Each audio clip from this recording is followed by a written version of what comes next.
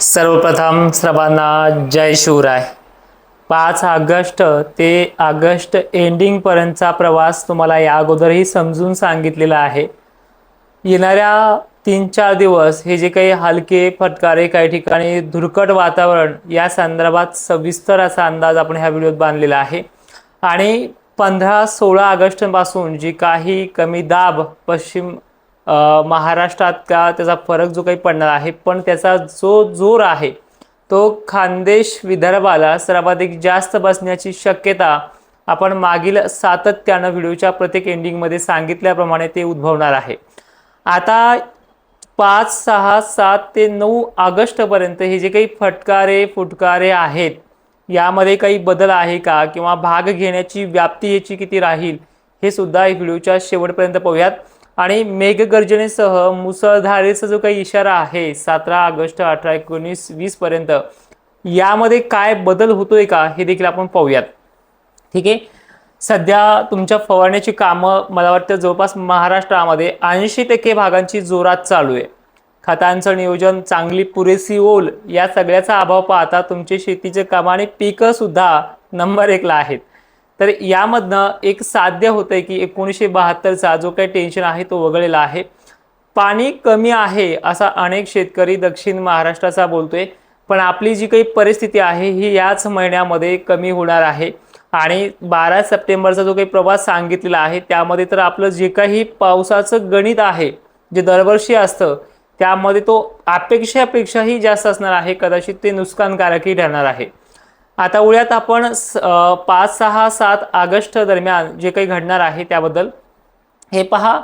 या 5 ला, 6 ला, 7 ला, 8 ला विशेष असं मोठं वातावरण नाहीये। थोडंफार 6 तारखेला सोलापूर पूर्व धाराशिव भागामध्ये, लातूरच्या दक्षिण भागामध्ये, निलंगा, सावंतवाडी, परभणी, नांदेड, हिंगोलीच्या काही भागांमध्ये, तर वाशिम वगैरे भागांमध्ये, वर्ध्यामध्ये, मात्र नागपूर, अकोला यामध्ये काही ठिकाणी, तर नागपूर पासून पूर्वेकडील गोंदिया, गडचिरोली, वर्धा, चंद्रपूर या जिल्ह्यामध्ये विशेष अशा ठराविक ठिकाणी वळीवासारखा पण मेघगर्जनेचा पाऊस होऊ शकतो ह्या 3-4 दिवसामध्ये।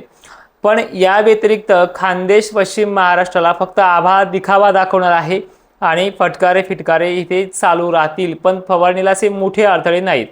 काही भागांना ते होत राहतात, ज्यामध्ये नांदेडचा समावेश आहे, लातूरचाही आहे, असे काही भाग आहेत तिथे होत राहतील। ते भाग कमकुवत आहेत, सर्वदूर नाहीये।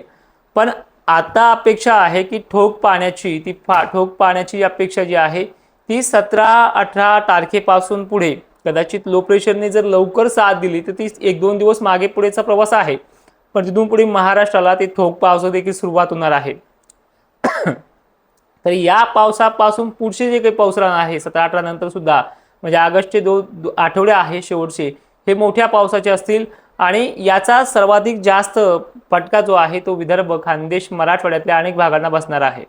फटका का म्हणतोय, कारण की ज्यांना कमी त्यांना तो चांगलाच आहे, पण ज्यांना खूपच झालाय त्यांना तो पाऊस कसाही असला तरी त्रासदायक ठरतो, कारण की काहीच अपेक्षेपेक्षा जास्त नको। आपल्याला कंटाळणार नाही आम्ही पावसाला असा म्हणलेला शेतकरी सुद्धा कंटाळलेला आहे, बरोबर। अपेक्षेपेक्षा बकाडी जमत नाही आणि पाऊसही जमत नाही, ही आपली स्थिती असते। त्यामुळे हा पाऊस नुकसानकारक ठरू शकतो। तो 17 ऑगस्ट पासून 16 ऑगस्ट पासून स्टार्टअप होतो आणि विदर्भामध्ये त्याचा परिणाम आहे। मग पश्चिम महाराष्ट्र आणि दक्षिण महाराष्ट्राला हा पाऊस मात्र तारणहार ठरेल, जो 17-18 पासून स्टार्टअप होणार आहे, ज्यामध्ये सांगली, सोलापूर, पुणे, अहिल्यानगरला सुद्धा खूप चांगल्या प्रतीचा हा पाऊस राहू शकतो आणि तिथून पुढे ते वाढ होत जाणार आहे। त्यामुळे तिथे विहिरीच्या पाण्याचे जी काही आतापर्यंत आपण मागे सांगितलं त्या पद्धतीने त्या 60% भागाचा प्रश्न मिटलाय, पण हे जे काही थोड्या आणि अधिक प्रमाणाचा जो काही प्रश्न आहे तो देखील त्याच तारखेपासून मिटायला पुन्हा सुरुवात होईल। आणि 12-13 सप्टेंबरला जे काही रिटर्न मान्सूनचा प्रवास सुरू होतो त्यामध्ये अनेक जणांचा मिटेल। ठीक आहे, मग हे जे काही काळ आहे हे आठवडाभर 15 ऑगस्ट पर्यंत कसं वातावरण राहील हा तुमचा मेन प्रश्न आहे। तर हे बघा, मराठवाड्यातल्या लातूर, नांदेड प्रमुख, परभणी भाग, हिंगोली आणि पूर्व विदर्भ, पूर्व मराठवाड्यामध्ये भाग बदलत म्हणता येणार नाहीये, पण असं कुठे मोठे हे फटकारे कायम स्वरूपी राहणार आहेत 5-6 दिवस तरी अजून। आणि याच्यामध्ये वातावरण आता धुरकट झालंय, त्यामुळे डेव्हलपमेंट जे आहे पावसाचं हे फक्त आभाळ आल्यासारखं दिसेल पण कामच करता येईल, कारण की आभाळामध्ये धुरकटपणा, धुईसारखा धुरकटपणा, त्यानंतर आभाळ आलं की विरघळण्याची ताकद आहे ह्या धुरकटपणामध्ये। तर ते तुम्हाला पाहायला मिळेल. आभाळ दिसेल पण त्यामध्ये फारसे काही तुळे पडणार नाही असे आहेत. आणि ह्या असं होणार आहे 60% 70% भागामध्ये.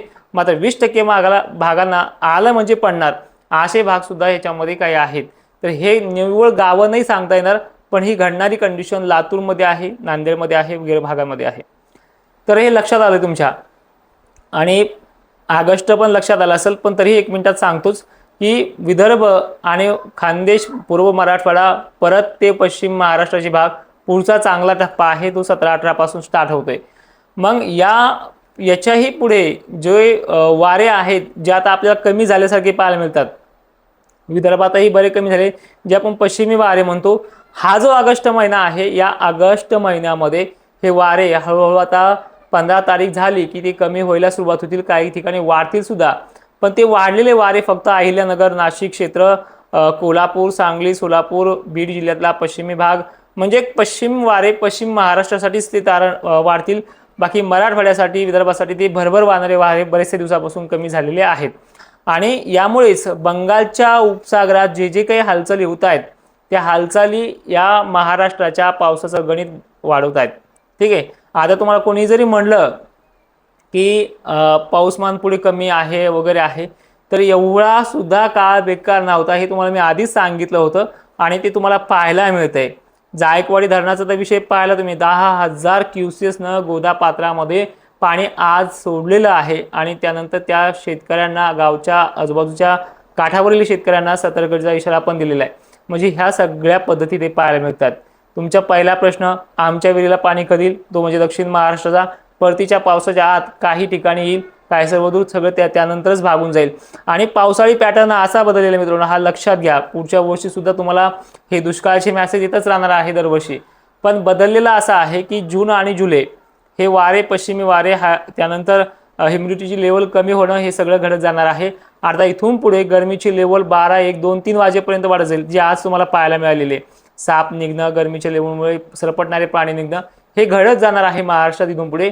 आणि ह्या गरमाटीमध्येच पुढे जे लो प्रेशर बनणार आहे, त्याच्या पाण्याच्या थेंबाची जाडी सुद्धा मोठी राहणार आहे. हे सगळं चित्र असंच असणार आहे. त्यामुळे परतीचा पाऊसही ठीकठाक आहे.